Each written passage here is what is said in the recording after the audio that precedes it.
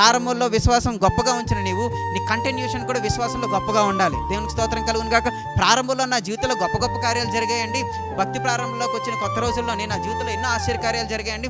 మధ్యలోకి వచ్చిన తర్వాత ఏంటంటే కొంచెం కొంచెం తగ్గుతుంది, కొంచెం కొంచెం తగ్గుతుందంటే నేను ఇచ్చే జవాబు ఏంటంటే నీ విశ్వాసం కొంచెం కొంచెం తగ్గుతుంది, నీ విశ్వాసం కొంచెం కొంచెం తగ్గుతుంది.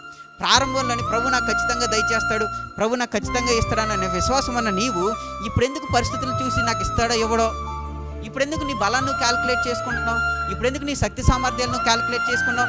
దేవుడు నీకు ఇచ్చిన వాగ్దానం నీ బ్రతుకులో నెరవేర్చబడ్డానికి ఆయన వాగ్దానం చాలు. నీ శక్తితోటి, నీ యొక్క బ్యాంక్ బ్యాలెన్స్ తోటి, నీ యొక్క స్తోమతతోటి, నీ యొక్క హోదాతోటి, నీ యొక్క సామర్థ్యంతో ఆయన పని లేదు.